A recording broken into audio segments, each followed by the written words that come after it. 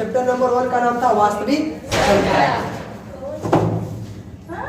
चलिए, तो पिछला चैप्टर कौन सा था भाई? चैप्टर का नाम क्या था? वास्तविक संख्या। चैप्टर का नाम था वास्तविक संख्या।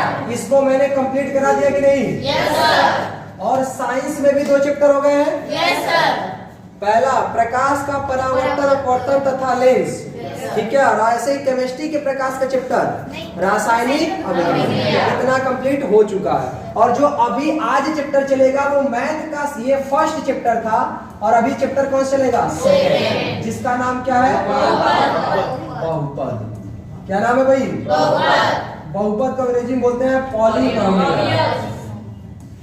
पॉलीनोमियल, सही ना? देखो, बहुपद का मतलब होता है जिसमें बहुत सारे पद, बहुत सारे पद। बहुत सारे का मतलब अनगिनत नहीं, अगर 2 से ज्यादा है तो बहुत सारे मान लिया जाता है, ठीक है ना? तो देखिए, बहुपद में पहले तो आपको यह समझना है, 2 संख्याओं में एक संख्या होती है चर। तो दूसरी चीज यह है कि जो बहुपद होता है ये बीजगणित के अंतर्गत आता है। किसके अंतर्गत? बीजगणित। और बीजगणित के अंतर्गत हम जोड़, घटाना, गुणा, भाग जो भी हो किसका पढ़ते हैं? चर। ऐसी संख्याएं जिनका मान परिवर्तित होता रहता है उसे हम चर संख्या कहते हैं। जैसे x, y, a, b, z, etc, except, इसको बोलते हैं एक्सेट्रा, मतलब इत्यादि, ऐसे ही बहुत सारे। देखो, x, y, a, b का मतलब क्या है? किसी क्वेश्चन में अगर x लगा तो हो सकता है x का मान कुछ और आ जाए, किसी अन्य क्वेश्चन में भी x लगा तो उसका मान कुछ और आ जाए। मतलब x का मान फिक्स नहीं होता, ये बदलता रहता है, सही ना? तो इसे हम क्या बोलते हैं? चर। चर को अंग्रेजी में क्या बोलते हैं? वेरिएबल। क्या बोलते हैं? वेरिएबल, सही है ना? और एक होता है अचर, जिसको कांस्टेंट बोलते हैं। कांस्टेंट मतलब होता है फिक्स। कांस्टेंट मतलब क्या होता है? फिक्स। जैसे 1, 2, 3, 0, ये सब फिक्स संख्या है। कहीं 2 लिखा है तो क्या 2 की जगह पे कोई और वैल्यू हो सकती है? लेकिन किसी एक पे जगह पे अगर x लिखा है तो जरूरी नहीं कि अगली जगह पे x लिखा होगा तो जो इसका मान होगा वही अगली जगह पे मान होगा। हर एक क्वेश्चन में x का मान अलग अलग हो सकता है, लेकिन जो अचर संख्याएं हैं वो कहीं भी रहेगी, उनका मान एकदम फिक्स रहेगा। कहीं 1 लिखा है तो 1 का मतलब वो 1 लाइन वाला है, सही है ना? 1 के अलावा इसका अगर हम कहते हैं 1 की जगह पे 2 मान सकते हैं क्या? नहीं, ये वैल्यू फिक्स होती है। तो जितने भी अंक है वो अचर संख्या है, और जितने भी वर्ड्स है, वर्ड्स अंग्रेजी के अक्षर, सही ना, ये सब क्या है? चर संख्या। चर संख्याओं का अलग अलग मान होता है, तो हमें बीजगणित में चर संख्याओं को ही हल करना होता है, सही ना? अब ध्यान से समझिए, बीजगणित में हमेशा ये बात ध्यान देनी है कि 2 चर संख्याओं को, कितनी चर संख्याओं को? 2 या 2 से अधिक, 2 या 2 से अधिक चर संख्याएं, चर संख्याएं को जोड़ने अथवा घटाने के लिए, सही ना? 2 या 2 से अधिक चर संख्याओं को जोड़ने अथवा घटाने के लिए कंडीशंस उसमें होनी चाहिए। पहला, चर सेम होना चाहिए। चर क्या होना चाहिए? सेम होना चाहिए। दूसरा, चर की घात, चर की घात भी क्या होनी चाहिए? सेम होनी चाहिए। तभी हम इसको प्लस या माइनस कर सकते हैं, यानी जोड़ या घटा सकते हैं। जैसे ये देखो x है और कहीं पर हमने y लिख दिया, इनको आप जोड़ नहीं सकते, ऐसे ही रहेंगे। लेकिन अगर कहीं पर हमने लिखा है x लिखा है, फिर हमने लिखा है 3x लिखा है, तो इसमें भी चर था, इसमें भी चर x था, तो चर सेम है कि नहीं? दूसरी चीज, इस चर की घात 1 है, इसकी भी घात 1 है, तो घात भी सेम है। अब इनको जोड़ा जा सकता है, 3 और 1, कोई दिक्कत? तो ये बात ध्यान देनी है कि बीजगणित में 2 या 2 से अधिक चर संख्या को जोड़ने अथवा घटाने के लिए पहली चीज तो चर सेम होना चाहिए। अगर एक में x है तो अगले में भी x ही होना चाहिए। दूसरा चीज, चर की घात भी क्या होना चाहिए? सेम। ये कब? जोड़ने अथवा घटाने पर। और अगर हम कहते हैं गुणा अथवा भाग करने के लिए, तो गुणा अथवा भाग करने के लिए तो इसकी कोई आवश्यकता नहीं है कि सेम रहे चाहे ना रहे, कोई दिक्कत? तो ये बात ध्यान देना कि ये जोड़ने अथवा घटाने के लिए रहेगा, ये बीजगणित की बात है। अब ध्यान से समझिए, कोई भी बहुपद तब बहुपद कहलाता है जब उसमें चर संख्याएं उपस्थित होती है। कौन सी संख्या उपस्थित होती है? अगर चर संख्या उपस्थित नहीं है तो बहुपद नहीं है। कोई दिक्कत किसी को? और दूसरा चीज, जितने भी चर संख्याएं हैं वो चर संख्याएं रूट में नहीं होनी चाहिए। अगर रूट में है तो पूर्ण वर्ग बने। जैसे अगर हम कह दें, मतलब चर संख्याओं का बहुपद हमें बनाना है, तब अगर हम कहते हैं x square plus 2x plus 3 बहुपद है कि नहीं? है, सही ना। लेकिन अगर कहीं ऐसे लिख जाए कि यक्स स्क्वायर प्लस 3, यक्स को हमने कर दिया करड़ी में प्लस 4 कर दिया, तो ये बहुपद नहीं। ये बात ध्यान देनी, सही ना, कि कोई भी चर संख्या करड़ी में नहीं होनी चाहिए। देखो अगर हमने कहते हैं जैसे यक्स स्क्वायर प्लस 9, इसको भी मैंने करड़ी में किया, पूछे कि ये चर संख्या मतलब बहुपद है कि नहीं, तो ध्यान से जो ये स्क्वायर है इसलिए अंदर बाहर आ जाएगा तो ऐसे बन जाएगा, यानी ये बहुपद है।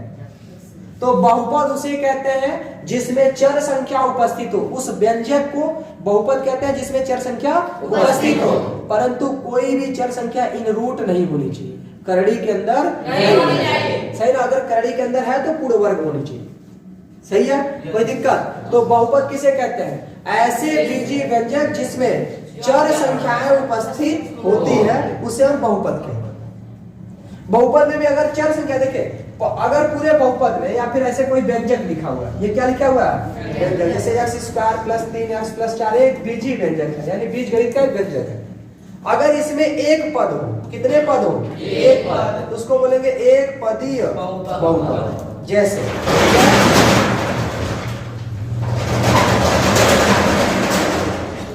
जैसे केवल x क्या है? एक पदीय बहुपद है। हम कहते हैं x स्क्वायर प्लस 3 क्या है? तो देखो एक पद दो पद, द्विपदी बहुपद, सही ना। अगर हम कहते एक पदी, द्विपदी, द्विपदीय बहुपद, ऐसे ही त्रिपदीय बहुपद, ऐसे ही 4 पदी, ऐसे बढ़ते चले जाएंगे। तो अगर देखो इसमें केवल एक पद है इसलिए एक पदीय बहुपद, इसमें कितने हैं? 2, इसलिए द्विपदीय बहुपद। इसमें बताओ कितने पद हैं? 1 2 3, तो त्रिपदीय बहुपद। अच्छा एक बात और बताओ, 4x स्क्वायर y क्यूब, इसमें कितने पद? यानी पद तब तक अलग अलग नहीं होंगे जब तक कि प्लस या माइनस न लगे, सही ना। गुणा में है तो ये एक ही पद माना जाएगा, सही ना। तो ये एक पदीय बहुपद है, सही ना। अगर हम कह दें कि बताओ x प्लस 9 कौन सा बहुपद है? कोई दिक्कत? तो ये पदों की संख्या के आधार पे इस तरह से डिसाइड किया जाता है, एक पदीय बहुपद, द्विपदीय बहुपद, त्रिपदीय बहुपद इत्यादि। एक होता है घात के आधार पे, किसके आधार पे? घात के आधार पे। एक होता है एक घातीय बहुपद जिसको हम रैखिक बहुपद क्या कहते हैं? रैखिक बहुपद। देखिए बहुपद ये तो रहा पदों की संख्या के आधार पे। अगर हम कहते हैं घात के आधार पे तो एक होगा एक घातीय बहुपद, एक घातीय बहुपद, या इसी को क्या बोलते हैं? रैखिक बहुपद। अभी हम आपको आगे बताएंगे कि इसको रैखिक बहुपद क्यों कहते हैं, सही है ना। तो जैसे एक घाती का मतलब x प्लस 7, तो इसमें जो बीजगणित है, बीजगणित यानी जो चर संख्या है, उस चर संख्या की घात कितनी है? 1, इसलिए एक घात। अगर हम कह दें 7x प्लस 9, अब बताओ एक घातीय बहुपद या इसी को हम रैखिक बहुपद। दूसरा होता है द्विघातीय या द्विघात बहुपद, सही ना। इसे किसे कहते हैं भाई? जिसमें घात 2, इसमें घात कितनी है? 2। अच्छा बहुपद की घात क्या होती है उसको पहले समझिए। किसी बहुपद में उपस्थित, किसी बहुपद में उपस्थित चर संख्या का सबसे बड़ी घात, चर संख्या की सबसे बड़ी घात उस बहुपद की घात कहलाती है। जैसे इसका चर संख्या तो केवल यही है, इस पे घात कितना है? 1। इस बहुपद की घात कितनी है? 1। इसमें कितना है? केवल एक ही चर है ना, इसके ऊपर कितना है? 1। तो इसमें घात कितने हैं? 1। ऐसे देखो इस वाले में कितने हैं? 2। x square plus 2x plus 3, तो इसमें x चर है, ये भी x चर है, तो 2 तो x है ना। एक पर 1 है, एक पर 2 है, लेकिन सबसे बड़ा कौन है? 2 वाला बड़ा है। तो जब 2 वाला बड़ा तो इसका घात कितना माना जाएगा? 2। कोई दिक्कत? चले एक है x cube plus 9x plus 8, बताओ इसका घात कितना है? 3। घात कितना है 3, इसको बोलेंगे त्रिघात बहुपद। किसी कोई दिक्कत? No sir. अगर हम कहते हैं x power 4 plus 9x cube plus 9, बताओ इसमें घात कितना है? 4। तो बहुपद कहलाएगा 4 घाती बहुपद। कोई दिक्कत? तो बहुपद को दो आधार पे बांटा जाता है, एक पदों की संख्या के आधार पे, एक घात के आधार पे। तो पदों की संख्या के आधार पे एक पदी, द्विपदी, त्रिपदी, बहुपद। दो से ज्यादा हो जाए तो बहुपद, सही ना? बहुपदी बहुपद, सही है ना? यहाँ अगर घात के आधार पे बांटे, अगर बहुपद पूरे व्यंजक का घात 1 हो तो कहेंगे एक घाती बहुपद, या इसको क्या बोलेंगे? और अगर घात 2 हो तो उसे द्विघात, अगर घात 3 हो तो त्रिघात, 4 हो तो 4, ऐसे अनंत तक बढ़ते रहो। तो अनंत क्यों बोले? बहुघाती बहुपद। बहु मतलब किसी सास की बहू नहीं। बहु मतलब क्या होता है? बहुत सारे। अंग्रेजी में इसको कहते हैं पॉली। क्या बोलते हैं? तो बताओ यहाँ तक किसी कोई दिक्कत? ये नॉर्मल एक बहुपद के बारे में था। अब ध्यान सुनिए, अगला आपसे आता है शून्यक के बारे में। किसके बारे में? शून्यक के बारे में। शून्यक को अंग्रेजी में बोलते हैं रूट्स। क्या बोलते हैं? ROOTS। ये रूट करड़ी वाला नहीं है, रूट से मतलब होता है शून्य, सही ना? शून्य किसे कहते हैं? ध्यान सुनो, जैसे हमने कहीं लिख दिया x स्क्वायर माइनस 4, क्या लिखा है? x square minus 4। ये एक बहुपद है कि नहीं? तो बहुपद को ऐसे दिखाते हैं P(s), सही ना? x के लिए पॉलिनोमियल, यानी पॉलिनोमियल ऑफ x के लिए बहुपद, सही ना? कोई दिक्कत? तो ये हो गया, जैसे कोई एक बहुपद हमने यहाँ लिख लिया है x स्क्वायर माइनस 4। हमने कहा शून्य क्या होगा? तो x की कोई एक ऐसी वैल्यू हो जिसको यहाँ रख दे, जिसको यहाँ रख दे, इस पूरे बहुपद का मान क्या हो जाए? 0, सही ना? किसी बहुपद के लिए x का वह मान जिसको उस बहुपद में रख दिया जाए तो पूरे बहुपद का मान क्या हो जाए? 0। देखो यहाँ x के जगह पे अगर हम 2 रख दें, x के जगह क्या रख दें? 2, यहाँ हो जाएगा ना 2 का स्क्वायर माइनस 4, हो जाएगा 4 माइनस 4, बताओ क्या है? यानी ये जो 2 है ना वो इस बहुपद का शून्यक है। कोई दिक्कत? अगर हम x की जगह पे इसी में -2 रखें तो देखो यहाँ रखेंगे -2 का स्क्वायर, फिर -4, माइनस का स्क्वायर होता है प्लस, और 2 का स्क्वायर 4, -4 क्या हो गया? 0। यानी इसके 2 शून्यक थे, एक प्लस में 2 और एक माइनस में 2। तो शून्यक किसे कहते हैं भाई? किसी बहुपद के लिए x का वह मान जिसको उस बहुपद में रखने पर उस पूरे बहुपद का मान 0 होता है, क्या कहलाता है? किसी बहुपद को देखकर कैसे बताएं कि उस बहुपद के कितने शून्यक होंगे, सही ना? तो देखो किसी बहुपद की जो घात होती है वही उसके शून्यकों की संख्या है। इस बहुपद की कितनी घात है? 2। यानी इसके कितने शून्यक प्राप्त हो सकते हैं? कितने प्राप्त हो सकते हैं? 2। एक है 2 और एक है माइनस, सही ना? अगर कहीं हमने ऐसे लिख दिया x square plus 8x plus 8x plus 16, हम पूछे इसके कितने शून्यक प्राप्त किए जा सकते हैं? तो इसके घात कितना है? 2 है। घात कितना है इसका भाई? 2। इसीलिए शून्यकों की संख्या कितनी होगी? 2। शून्यकों की संख्या कितनी होगी भाई? 2। शून्यकों की संख्या कितनी होगी? 2। उस मान को निकाले कैसे, तब उसको समझिए। निकालने के लिए आपको करना होगा गुणनखंड। क्या करना होगा? गुणनखंड। तो गुणनखंड कैसे करते हैं? तो देखो इसका गुणनखंड आप सबको आता है कि नहीं? ये 16 को करना है फैक्टर, और ऐसा फैक्टर करना है कि गुणा करने पर 16 है, जोड़ने पर 4 into 4 16 हो जाएगा ना? 4 में 4 जोड़ेंगे तो 8, तो ये हो जाएगा x स्क्वायर प्लस 8 की जगह लिखेंगे 4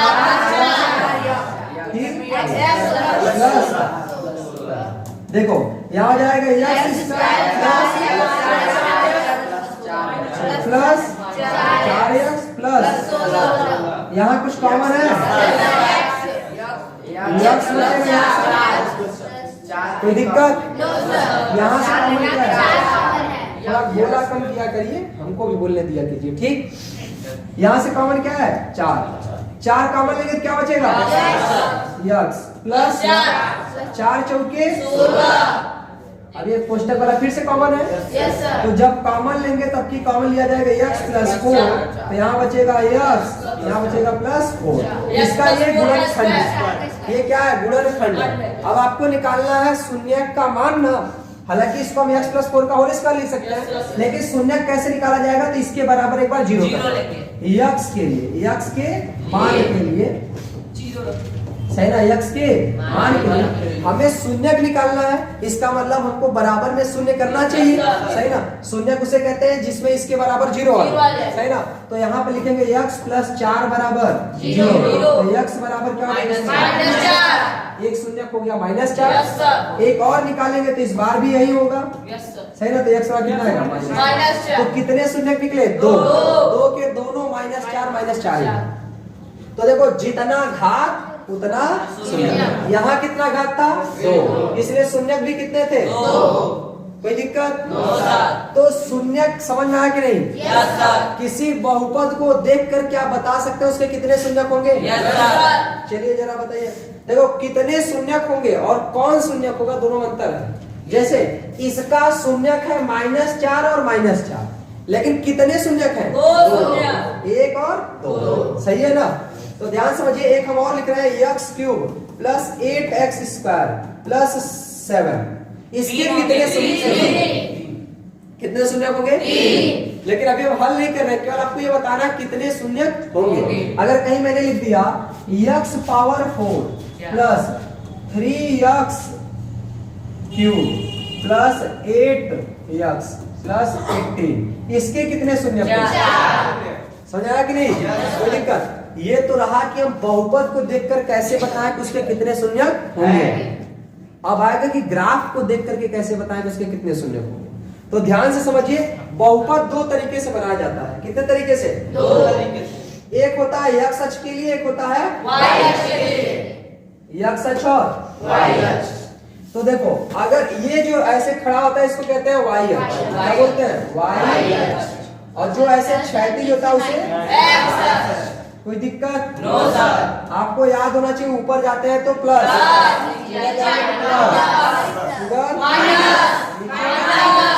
समझाया ना? Yes sir. अब ध्यान से सुनो, अगर इसमें 2 तरह का ग्राफ बनेगा, एक होगा f(x) बराबर y और एक होगा y बराबर x। ये 2 तरह का ग्राफ बनता है। एक ये वाला ग्राफ है जो कि x के लिए है, और ये वाला ग्राफ है जो कि y के लिए है, सही है ना। जैसे हमने यहाँ लिखा था px, इसका मतलब x के लिए बहुपद, तो ऐसे लिखा है f(x) फंक्शन ऑफ x, सही ना। x के लिए फलन यानी ग्राफ बनाया गया। तो यहाँ जब x के लिए ग्राफ बनाया गया है तो आपको बस इतना देखना है कि x अक्ष को कितने जगह पे काटा, वही उसके शून्यकों की संख्या। जैसे मैंने यहाँ पर कुछ ऐसा ग्राफ बना देते हैं, 3। अभी सुनो तो, इसके लिए कितने शून्यक हैं, तो इसके लिए मतलब x के लिए कितने हैं, सही ना। तो इसके लिए कितने हैं, तो देखो 1 2 3, x अक्ष को 3 जगह। इस वाले ग्राफ के लिए शून्यकों की संख्या 3। अगर हम कहते हैं सेम इसी ग्राफ में इस f y के तो y अक्ष को कितने जगह पे काटा गया, यानी शून्य की संख्या 1। कोई दिक्कत? तो 2 तरह से ग्राफ आ सकता है, ये बात आपको ध्यान देनी है। क्वेश्चन को पहले पढ़ना है कि वो f(x) के लिए पूछ रहा है या f y के लिए पूछ रहा है। अच्छा एक और मान लीजिए, एक हम ग्राफ और बना रहे हैं, जैसे थोड़ा बढ़िया से बना दें।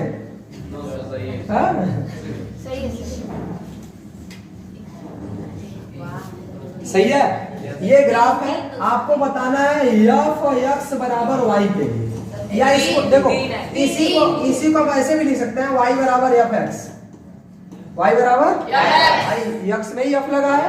तो देखो f(x) यानी x के लिए बनाया गया है, तो x के लिए बनाया गया तो x को कितनी जगह काटना, 1 2 3, तो x अक्ष के लिए 3 शून्य।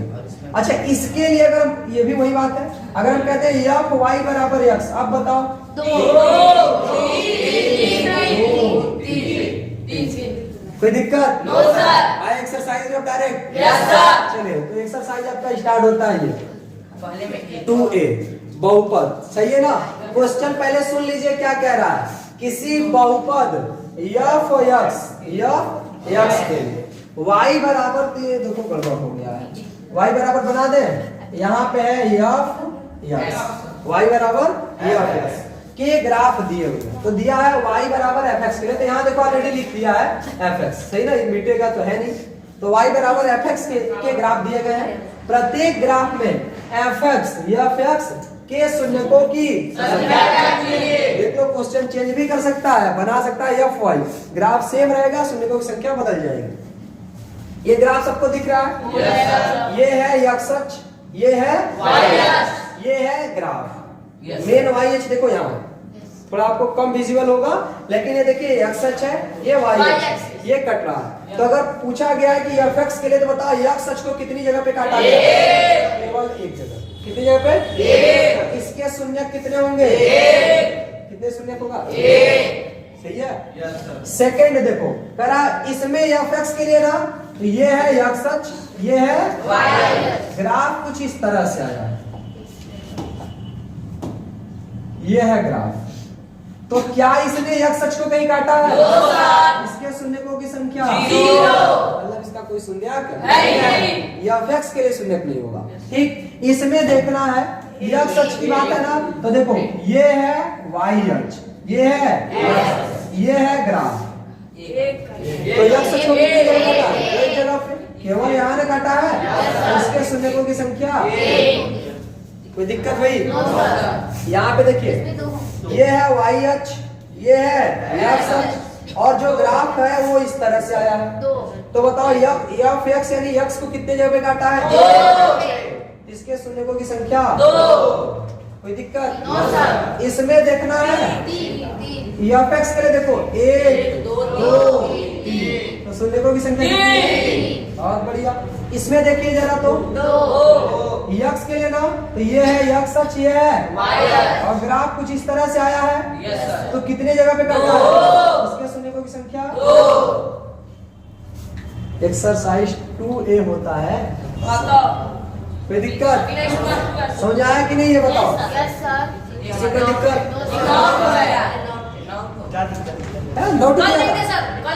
चलो कोई नहीं, जो 3 तो बचते हैं कर लोगे कि नहीं? अगर यहाँ f y कर दिया जाए तो कर लेंगे। शनिवार गई थी कल, अरे कल गलती से हम नहीं गए थे क्योंकि हम भूल गए थे परसों। भाई शनिवार को हमें बताना चाहिए, हमें शनिवार को ख्याल ही नहीं था कि सोमवार को मेरा पेपर है। सही है, ये तो संडे को शाम को याद आया। ठीक, कोई बात नहीं। अब अगर हम मना करते थे, काके दो लोग को मना कर पाते, इसीलिए हमने कहा रहने नहीं देते, आएंगे तो सर को बोल देते जाके। चलिए नेक्स्ट क्वेश्चन है एक्सरसाइज 2b। सही है, अब ध्यान से सुनिए क्वेश्चन क्या क्या रहा है। करा निम्न बहुपद, बहुपद यहाँ दिया हुआ है ना, निम्न बहुपद के शून्य ज्ञात और शून्यकों तथा गुणांकों के बीच, शून्य तथा गुणांकों के बीच के संबंध की सत्यता की जांच। अब पहले तो ये जानना पड़ेगा संबंध क्या है, सही ना। तो ध्यान से समझिए ऐसे क्वेश्चन का जवाब आप कैसे देंगे। चले देखिए भाई, अगर कहेगा पहली बात तो जितने भी इस चैप्टर में हमको जनरली जो क्वेश्चन मिलने वाले हैं अभी एक्सरसाइज में, वो द्विघात वाले मिलने वाले हैं। कैसे? द्विघातीय बहुपद, द्विघातीय बहुपद, सही है ना। द्विघातीय बहुपद को अगर हम कहें तो कुछ इस तरह से सामान्य रूप ऐसे दिखेगा, ax² plus bx plus c, सही ना। जनरली ऐसा दिखेगा ax² plus bx plus c। ध्यान समझिए, ये देखो x² x और c, इस x² में x क्या है? चर है। तो x² के गुणा में लगा के इसको अंग्रेजी में कोफिशिएंट बोलते हैं, या हिंदी में क्या बोलते हैं? गुणक। x² का गुणांक। तो x² का गुणांक क्या है बताओ? x² का गुणांक है a, सही ना। और x का गुणांक क्या है? x का गुणांक है b, और देखो ये जो इसमें कोई x वगैरह नहीं लगा है तो मतलब एक नंबर है। क्या है? नंबर है। किसको कहते हैं? अचर पद। क्या बोलते हैं? अचर पद। किसको कहते हैं? सी। जैसे ध्यान समझिए, कहीं पे मैंने लिख दिया 3x² प्लस 8x माइनस 9। इसमें बताओ a का मान कितना है? तो x² का गुणांक a होता है, तो कितना है? 3। बताओ b का मान, तो x का गुणांक है 8। बताओ c का मान माइनस। आपको चिन्ह सहित बताना है, सही ना? अगर प्लस आएगा तो चिन्ह नहीं लिया जाएगा, माइनस है तो आपको बताना पड़ेगा। चलिए एक और लिख रहे हैं, जैसे x² माइनस 7x माइनस 9। बताओ इसमें a का वैल्यू, अभी x² गुणांक में कुछ नहीं है, इसलिए a का वैल्यू हो गया a। चलो b बताओ कितना? -7। c बताओ -9। कोई दिक्कत? एक और लिख रहे हैं x² माइनस 8, सही ना? इसमें बताओ a कितना है? x² का गुणांक क्या होता है? 1। b बताओ, b यानी x का गुणांक, इसमें x नहीं है। जब नहीं है तो x का गुणांक क्या होगा? समझाया कि नहीं? जो नहीं है उसका गुणांक 0। c बताओ कितना? समझाया कि नहीं? चलो एक और बताना है भाई, करड़ी में 3x² माइनस 7x। ठीक है, कुछ इस तरह से बताओ इसमें a कितना है? बताओ करड़ी में 3। b बताओ -7। c 0 नहीं है, इसलिए 0। कोई दिक्कत नहीं? तो ये अब तक आप सीख गए होंगे कि a कैसे बताएं, b कैसे बताएं और c कैसे बताएं। a को हिंदी में क्या बोलते हैं? a को x² का गुणांक, b को x, c को कांस्टेंट, और ये सब कोफिशिएंट ऑफ x, इसको बोलते हैं कोफिशिएंट ऑफ x²। कोई दिक्कत? अब ध्यान से सुनो, कोई बहुपद का हम करेंगे गुणनखंड। क्या करेंगे? गुणनखंड। और उससे हम निकालेंगे x के मान। क्या निकालेंगे? x का मान ही बहुपद का शून्यक है। किसी बहुपद को हल करके x का मान जो निकालेंगे वही x का मान क्या कहलाता है? तो ध्यान समझिए, इसके कितने शून्यक होंगे बताओ? 2 होंगे ना, क्योंकि घात कितना है? 2 है। तो जब घात 2 है तो शून्यकों की संख्या भी कितनी होगी? 2। शून्यकों की संख्या, शून्यकों की संख्या, ये कितना होगा भाई? 2 होगा। अब ध्यान से सुनो, वो जो 2 होगा वो 2 ठो कौन कौन होगा, इसको सॉल्व करने का तरीका समझिए पहले। जैसे मान के चलिए एक ठो, हालांकि मैंने कोई बैलेंस करके नहीं बनाया था, ये समीकरण केवल नॉर्मल लिखा था।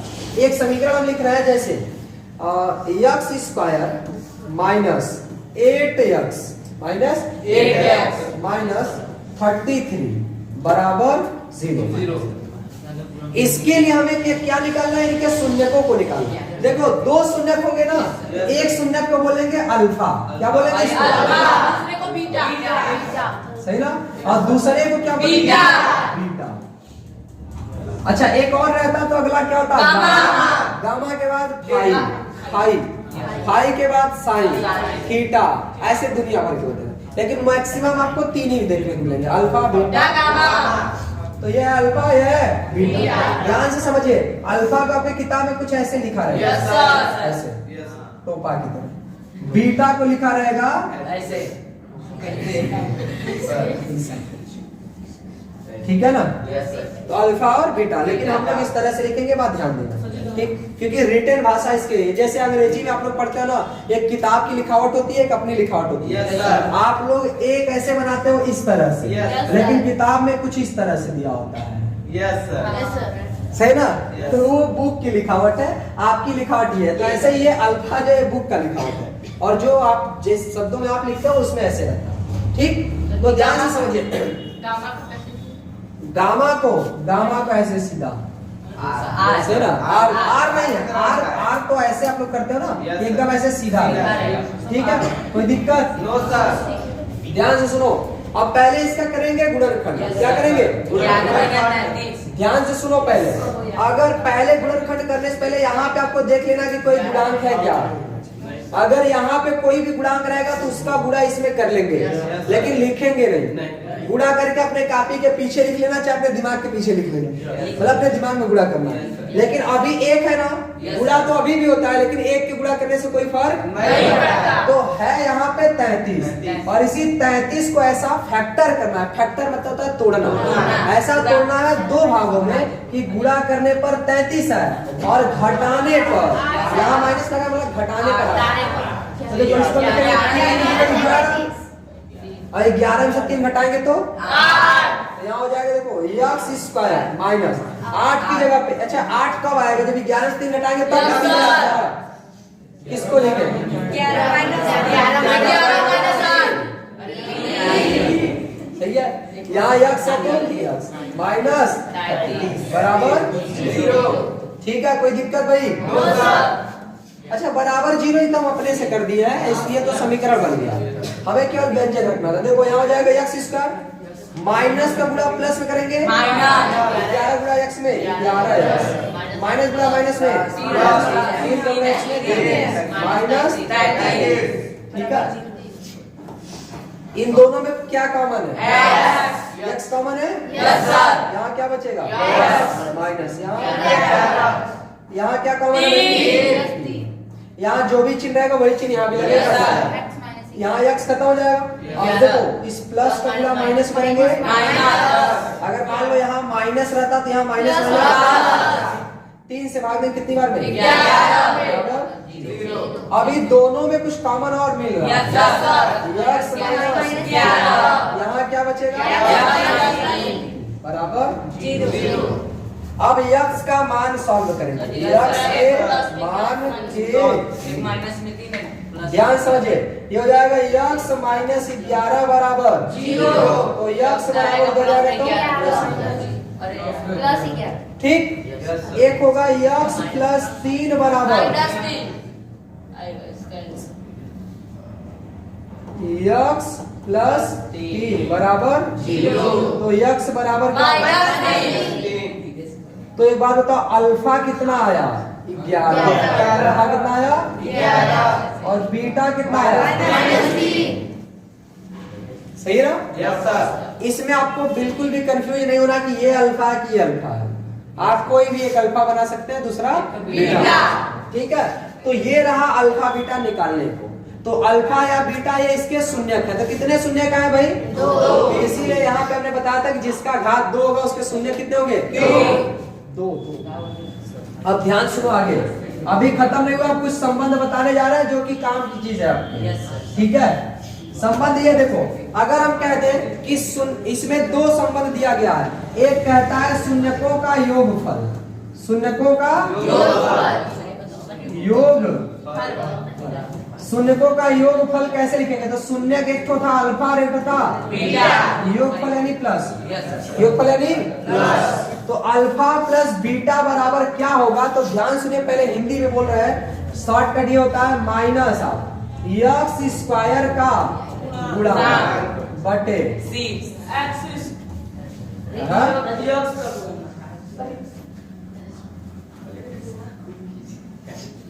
माइनस एक्स का गुणांक बटे एक्स स्क्वायर का सर जी वो क्वेश्चन कौन? ऐसे नहीं तो माइनस एक्स पोस्टर इसको बनाया है। उससे कोई दिक्कत नहीं। ठीक, अब ध्यान से सुनो, पहले शांत रहो। एक्स के गुणांक को हम किससे प्रदर्शित करते हैं? बी से। तो हम ऐसे लिख सकते हैं माइनस बटे एक्स स्क्वायर का गुणांक ए से, हो जाएगा ए। तो एक फॉर्मूला हो गया शून्यकों का योगफल अल्फा प्लस बीटा बराबर माइनस बी बाई ए। जरा यहाँ चेक करना, जरा अल्फा प्लस बीटा कितना आएगा? तो अल्फा था माइनस बी, बीटा था अल्फा है 11, बीटा माइनस। देखो यहाँ लिखेंगे अल्फा की जगह पे 11 प्लस बीटा की जगह पे माइनस।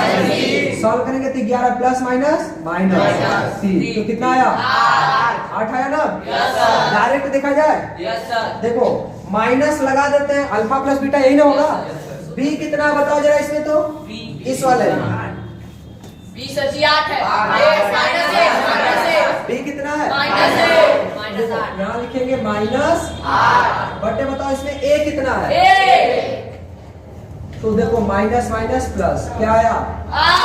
आया कि नहीं? Yes, sir. आप ऐसे सॉल्व करके करिए, चाहे तो डायरेक्ट फॉर्मूला लगाइए, लेकिन आपको कहेगा कि शून्यकों को योगफल बताइए तो डायरेक्ट फॉर्मूला लगा लेंगे। Yes, sir. लेकिन कहेगा शून्यकों का योगफल या शून्यकों के गुणनफल के संबंध के सत्यता की जांच करिए, तो आपको पहले सॉल्व करके अल्फा बीटा निकालना पड़ेगा, Yes, फिर sir. लगाओगे फॉर्मूला। क्या लगाओगे? फॉर्मूला।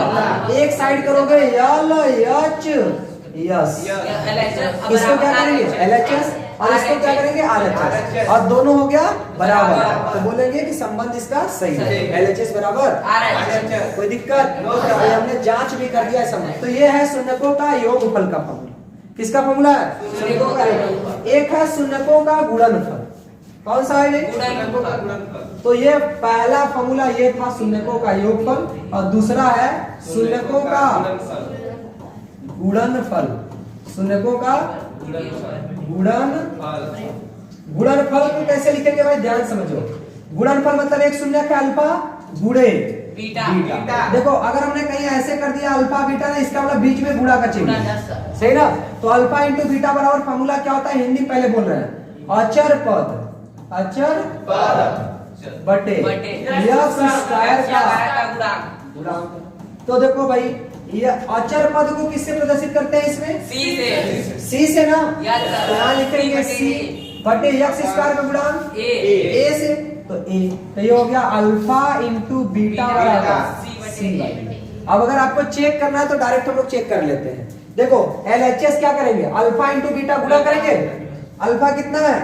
11, लिखेंगे 11 गुणे बीटा कितना है? -3, तो गुणा करेंगे तो 11 33 लग जाएगा, -33 है ना? इधर चेक करेंगे, देखो सी कितना है इसमें? -33 बटे ए कितना होगा? ए, तो -33 में भाग देंगे तो -33 आएगा, है ना? तो ये रहा संबंध। कोई दिक्कत?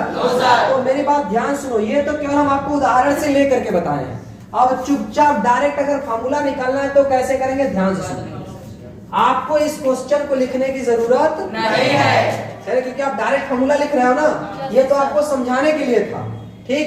तो डायरेक्ट फॉर्मूला लिख रहे हो तो डायरेक्ट देखो, ये है बहुपद, ये क्या भाई? बहुपद। ये हो गया बहुपद। बहुपद x square plus bx plus c, इसमें x स्क्वायर का गुणांक a है और x का गुणांक b है। अचर पद अचर पद क्या है भाई? c है। तो डायरेक्ट इसके अगर इसके शून्य सॉल्व करेंगे तो दो शून्य आएंगे, एक अल्फा और एक बीटा। तो पहला हमने फॉर्मूला बनाया शून्यकों का योगफल, तो ये फॉर्मूला होगा, और दूसरा शून्यकों का गुणनफल का ये फॉर्मूला।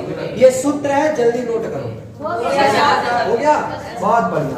तो यही दोनों का इस क्वेश्चन में है, इस क्वेश्चन में यही तो कह रहा है। तो थोड़ा सॉल्व किया जाए। देखो क्या कह रहा है, निम्न बहुपदों के पहले क्या ज्ञात करिए? शून्य ज्ञात कीजिए, यानी अल्फा और बीटा का मान पहले ज्ञात करिए। इसके बाद कह रहा है शून्यकों तथा गुणांकों के बीच के संबंध के सत्यता की जांच करें, यानी फॉर्मूला लगा करके चेक भी करना होगा कि वो फॉर्मूला सही है या गलत। तो पहले तो आपको शून्य ज्ञात करना है, यानी अल्फा और बीटा। बताओ ये आपको क्या दिया है? बहुपद। क्या दिया भाई? तो बहुपद कैसे दिखाते हैं? px। तो px का मान दिया है x square minus 2x minus, ये बहुपद हो गया, सही ना? आपको भाई शून्य निकालने के लिए आपको पहले क्या करना होगा? गुणनखंड। क्या करना होगा? तो इसका हम क्या करेंगे? पहले गुणन, तो गुणनखंड करेंगे। देखो ये 8 है ना?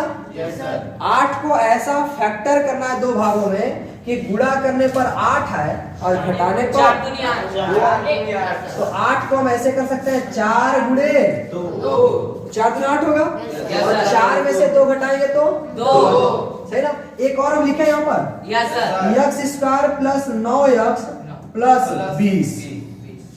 तो देखो इसमें करना क्या है? 20 का ऐसा फैक्टर करना है कि गुणा करने पर 20 है और जोड़ने पर 9 है, तो क्या होगा भाई?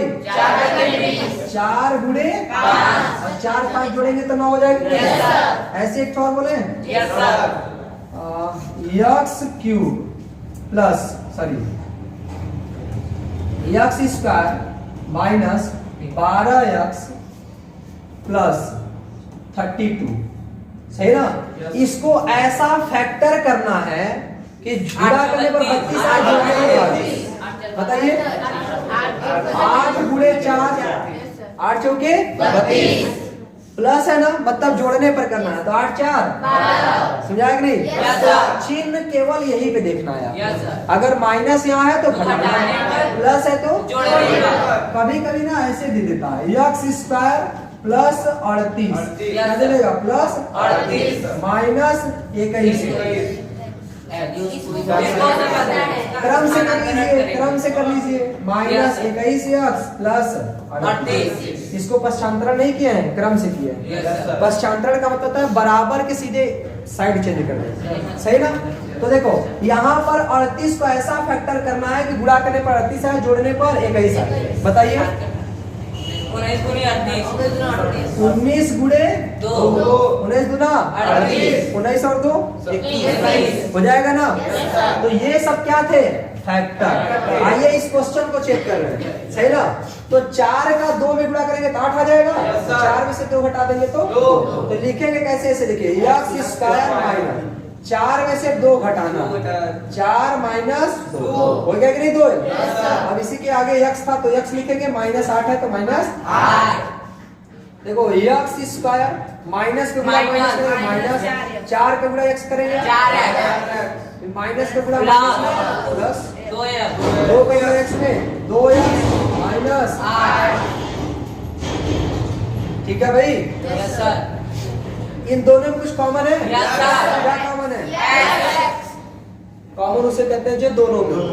तो x है तो यहाँ पर बचेगा x, यहाँ पे x माइनस 4, यहाँ पे क्या कहो, देखो प्लस प्लस, ऐसा संख्या जो दोनों काट सकते, 2। यहाँ क्या बचा x प्लस का माइनस गुणा 2 का भाग दीजिए 8। कोई दिक्कत, फिर से कुछ कॉमन है क्या, कोष्टक पूरा कॉमन हो गया। तो यहाँ क्या बचा, प्लस 2 गुणनखंड हो गया। अब आपको क्या निकालना है, शून्य। तो x के मान के, x के मान के लिए, या ऐसे भी बोल सकते हैं शून्य के लिए। शून्य के लिए उसे जब इसके बराबर शून्य होगा तभी शून्य निकलेगा। तो x माइनस 4 बराबर 0, तो x बराबर हो जाएगा 4। तो ये आपका हो गया अल्फा। क्या हो गया, अल्फा हो गया 4। कोई दिक्कत, यहां से निकालेंगे तो देखो x प्लस 2 बराबर 0, तो x इसको उधर भेजेंगे तो बीटा बराबर कितना आ गया, माइनस 2। तो कह रहा था ना पहले शून्य ज्ञात कीजिए, तो ये हो गया शून्य। किसी को कोई दिक्कत, अब हम लोग किसके शून्यकों के गुणांकों के मध्य जो संबंध है उसके सत्यता की सही है ना। तो संबंध में कितने संबंध है, कितने संबंध है भाई, 2 में कौन कौन सी, एक होता है योगफल और एक होता है गुणांक। आपको दोनों जांच करनी। कुछ लोग को ऐसा तो नहीं लग रहा गुणांकों मतलब केवल गुणा, गुणांक मतलब होता है ना कि जैसे एक्स स्क्वायर है तो इसके गुणांक होता है कि नहीं कुछ, ऐसे ही।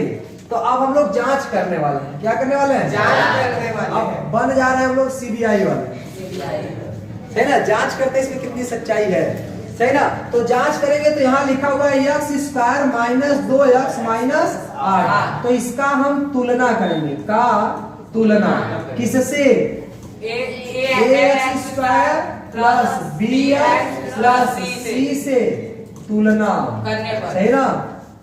क्या तुलना इससे करने, सही ना। तुलना करोगे भाई तो बताओ a की जगह पे कितना आएगा, a की जगह पे 1 होगा, b की जगह -2, c की जगह सही ना। तो कितने संबंध थे, 2। एक था शून्यकों का योगफल, शून्यकों का योगफल। तो शून्यकों के योगफल था अल्फा प्लस बीटा बराबर माइनस बी बाई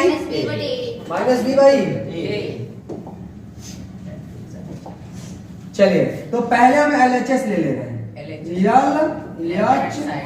यानी इस साइड का। तो देखो इस साइड में है अल्फा प्लस बीटा। आप अल्फा ज्ञात किया कि नहीं, कितना था, प्लस बीटा कितना था, ये हो जाएगा 4 प्लस में माइनस पूरा माइनस, कितना आ रहा भाई, ये RHS आया। RHS भी लिख लीजिए, RHS क्या लिखा है, माइनस बी बाई ए। आप लोग को नींद आ रही है क्या? बी का मान बोलो भाई, ये माइनस है और बी का मान माइनस 2, क्या लिखेंगे, माइनस 2, ए का मान तो माइनस माइनस प्लस आया 2, क्या LHS बराबर RHS है। इसका मतलब हमने पहला संबंध सिद्ध कर दिया कि सही है, पहला संबंध सही है। अब हम दूसरा सिद्ध करेंगे, कौन सा बोलो, पहला शून्यकों का योगफल है, दूसरा गुणनफल, शून्यकों का गुणनफल, शून्यकों का गुणनफल, गुणनफल यानी अल्फा इंटू बीटा बराबर सही ना, Yes, alpha sir. Plus beta और माइनस बी बाई ए और अल्फा इंटू बीटा बराबर सी बाई ए। तो देखिए अभी इसमें भी पहले क्या लेंगे, LHS। तो देखो अल्फा इंटू बीटा था, यस सर, अल्फा का मान 4, अल्फा कितना है, 4, गुणे बीटा कितना है, -2, गुणा करें कितना आएगा, -8, आएगा कि नहीं, यस सर, 4 दूना -8। यस सर, ऐसे अगर हम RHS ले तो सी बाई ए, ए बताओ जरा इसमें सी कितना था, -8, -8 बटे ए कितना था, ए। एक भाग में कितना आएगा, -1, क्या यहाँ भी LHS RHS बराबर आया कि नहीं, यस सर, हमने सिद्ध कर दिया ऑलरेडी इस क्वेश्चन में ये जो सिद्ध कहा था। था। तो इस क्वेश्चन का इतना बड़ा जवाब होगा, पहले तो आपको शून्यक निकालनी है गुणनखंड करके, दूसरा आपको वही संबंध के सत्यता की जांच करनी है। एक शून्यकों का योगफल और दूसरा शून्यकों का गुणनफल। तो मैंने केवल किया किसका, फर्स्ट, सेकंड में बता दिया जाए, बता देते हैं सही ना, क्योंकि इसमें लगा हुआ है 4, क्या दिक्कत, इसको बताएं किसको, सही तो आपका थर्ड वाला बता, सही ना।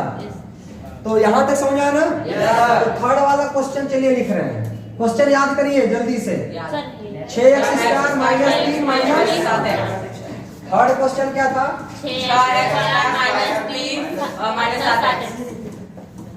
इससे कोई टेंशन है क्या, नो सर। इसको क्रम से कर लेंगे, 6x² -7x -3 ये आपका बहुपद, कोई दिक्कत, यही आपका है बहुपद। अब हम इसका क्या ज्ञात करेंगे, पहले शून्य, क्या करेंगे, तो शून्य ज्ञात करने के लिए क्या करना होगा, गुणन, ध्यान से समझिए, हमने बोला था कि गुणनखंड इसका करते समय, गुणनखंड करते समय इस यहाँ पर अगर कोई संख्या तो उसका पहले यहाँ गुणा करेंगे, तो अपने दिमाग में गुणा करिए, 6 से 3 में गुणा करेंगे क्या होगा, 18। आपको अपने दिमाग में लिखना है, हमने यहाँ लिख दिया। अब 18 को ऐसा फैक्टर करना है कि घटाने पर 7 है, सही है ना, इसको नहीं, गुणा करने पर जो आया उसको फैक्टर करना। तो 18 करेंगे कितना, 9 गुणे 2, 9 गुणे 2, तो 9 में 2 का गुणा करेंगे तो 18, 9 से 2 घटाएंगे तो 7, तो यहाँ बनेगा 6x² माइनस, यहाँ लिखेंगे 9 माइनस 2, फिर x माइनस 3। कोई दिक्कत, क्यों भाई पूनम नींद आ रही है, छाप रहा साथ साथ में, चलिए यहाँ हो जाएगा 6x² माइनस का गुणा प्लस से करेंगे, माइनस 9 का गुणा x में, माइनस दो -3। आप लोग पहले बात ध्यान सुनो, इधर से आप लोगों का रिप्लाई एकदम नहीं आ रहा तेरा, क्या मतलब है, मन नहीं लग रहा क्लास में, आज जितने लोग नहीं आए हैं कल किसी को छोड़ना नहीं है, सही है, इसलिए याद किए रहिएगा जो लोग नहीं आए, बताओ यहाँ कॉमन क्या ले सकते हैं, 3 भी ले सकते हैं, 3x से भागेंगे, 3 से भागेंगे, 3 दूना 6, x से भागेंगे तो एक x कट जाएगा, आएगा x माइनस, x से x कटा, 3 से भागेंगे तो 3 बार, कोई दिक्कत, यहाँ लिखेंगे प्लस, यहाँ कुछ कॉमन है, नहीं है तो नहीं है तो 1 से भागेंगे तो 2, कॉमन क्या है? 2x माइनस 3 2x माइनस 3, यहाँ बचेगा 3x प्लस, है ना? गुणनखंड जैसे ही दो कोष्टक में बन गया समझो गुणनखंड हो गया। अब आपको क्या ज्ञात करना है? शून्य। Alpha beta. तो शून्य के लिए इसको करना होगा 2x माइनस 3 बराबर 0। ये देखो 2x बराबर, ये माइनस उधर जाएगा तो माइनस उधर जाएगा तो हो जाएगा 3, तो x बराबर हो जाएगा 3/2। गुलाम है ना? 3/2। तो अल्फा कितना आया? 3/2। 3/2 सही है। दूसरा भी निकालना है। करने के लिए तो यहाँ जाएगा 3x प्लस 1 इक्वल टू 0। तो यहाँ देखो 3x, ये प्लस 1 उधर जाएगा तो तो x बराबर गुला में इधर जाएगा बटा में, यानी बीटा कितना आया? तो दोनों शून्य निकल गए। कोई दिक्कत? दूसरा आपको क्या करनी है? संबंध के सत्यता की अभी हम लोग करने वाले हैं कोई इसमें है जो ईडी में जाना चाहता हो? ED enforcement department. भाई ईडी ऐसा होता है जो मुख्यमंत्री को टांग ले जाती है। सही है ना? अभी देखो अरविंद केजरीवाल मुख्यमंत्री थे ना, ईडी डाल दी थी जेल में उनको, जबकि मुख्यमंत्री के पद पे थे, जबकि कहा जाता है मुख्यमंत्री बहुत पावरफुल पद होता है। सही है। तो ये इसमें जो मुख्यमंत्री बनना चाहता हो भाई नहीं यार गजब, वो हम प्रधानमंत्री बनना चाहते हैं तो सब मुख्यमंत्री नहीं बन सकते, बनना चाहते हैं। लेकिन हमेशा याद रखिएगा किसी भी इंसान की चाहत कभी पूरी नहीं होती। सही है ना? कि आप प्रधानमंत्री बनिएगा तो हम लोग को लेंगे पीएमओ में रखेंगे। जिला चौकी नौकरी बना लीजिएगा उन लोगों को। सर जी 28 लाख में बात नहीं दिया क्या था? 6x square minus 7x minus 3। तो इसको हम क्या करेंगे? ax square plus bx minus c से तुलना करने सही ना? बताओ यहाँ a का मान 6 b माइनस c माइनस तो दो चीजें तुलना करनी होती है। पहला योगफल शून्यकों का योग और दूसरा शून्यकों का गुणनफल गुणनफल। सही ना? तो ये Yes, sir. दो चीजें आपको सिद्ध करनी है। Yes, sir. योगफल यानी अल्फा प्लस बीटा फॉर्मूला क्या बता है? Minus b alpha plus beta alpha into beta बराबर देखो ये माइनस में वो प्लस में तो इसका पहले हम ले ले रहे हैं LHS। LHS तो LHS में अल्फा प्लस बीटा देखो अल्फा कितना है भाई? अल्फा माइनस 3/2 3/2 प्लस में 3/2 बीटा कितना है? 1/3 तो ये हो जाएगा 3/2 प्लस गुना माइनस है माइनस 1/3। इसका एलसीएम लेंगे 3 दूना 3 त्रिका 2 एका 9 से 2 जाएगा तो 7 हो गया अल्फा प्लस बीटा LHS हुआ है। RHS LHS minus b by a minus b का मान बटे ए का मान माइनस माइनस प्लस 8/6 बराबर आया? लिखेंगे मेरी बात ध्यान से सुन लो। अगर आपको ऐसा सॉल्व करते समय ये बराबर नहीं आया तो गलत है। इसका मतलब आपका क्वेश्चन गलत है। सही है ना? Yes, sir. चलिए शून्यकों के गुणनफल में भी LHS ले लिया जाए। Yes, sir. Alpha plus into beta तो अल्फा कितना था? 3/2 3/2 पूरे बीटा माइनस माइनस 1/3 देखो 3 से 3 खत्म Yes, sir. एक का माइनस 1/2 ये हो गया LHS। Yes, sir. इसका RHS देख लो भाई Yes, sir. C by A Yes, sir. C कितना माइनस है? बी बटे ए कितना है? 3 1 3 3 दूना माइनस 1/2 तो यहाँ भी LHS बराबर हो गया ये क्वेश्चन कंप्लीट। बताइए किसी को दिक्कत? समझ में आया? तो क्वेश्चन क्या कह रहा था भाई कि बहुपदों के शून्य ज्ञात कीजिए और शून्यकों के गुणांकों के बीच के संबंध की सत्यता की जांच कीजिए। तो पहले ये था शून्य ज्ञात करना और ये है उनका जांच, सही ना? मैंने किया था फर्स्ट और थर्ड, आपको करना ये। देखो आप ये मत सोचना कि यस है तो इससे टेंशन, जैसे उसमें यक्स था ऐसे इसमें यस है, ठीक है? तो चलिए अगला क्वेश्चन। किसी कोई दिक्कत? बहुत बढ़िया। तो नेक्स्ट क्वेश्चन क्या है भाई, देख लीजिए क्या कह रहा है। निम्न बहुपदों के शून्य ज्ञात कीजिए और शून्यकों तथा गुणांकों के बीच के संबंध की सत्यता की जांच कीजिए। ये क्वेश्चन तो आपको कर लेना चाहिए, हो जाएगा, सही ना? हो जाएगा, क्योंकि फैक्टर ऐसे करेंगे 3 चौके 12 और 4 में से 3 घटा देंगे तो यहाँ कुछ नहीं, मतलब 1 लाएंगे, सही है ना? तो हम इसको बताएं किसको? दोनों। देखो px यानी बहुपद, px नहीं लिखना आपकी, p u लिखो क्योंकि आपकी x के लिए नहीं दिया, u के लिए दिया। कितना दिया भाई? 4u² plus 8u। क्या यहाँ गुणनखंड कर पाएंगे? कोई संख्या नहीं है, इसलिए गुणनखंड नहीं। तो डायरेक्ट इसका गुणनखंड में क्या होगा? दोनों में कॉमन क्या है? 4u, क्योंकि 4u से कट जाएगा दोनों ना। यहाँ क्या बचेगा? केवल u प्लस 4 दूना, यानी इसका गुणनखंड बस इतना ही है। गुणनखंड हो गया। अब हम क्या निकालेंगे? शून्य। क्या निकालेंगे भाई? तो शून्य के लिए एक बार 4u बराबर 0 और एक बार u प्लस 2 बराबर 0। देखो 4u बराबर 0 करेंगे तो u बराबर हो जाएगा 0/4।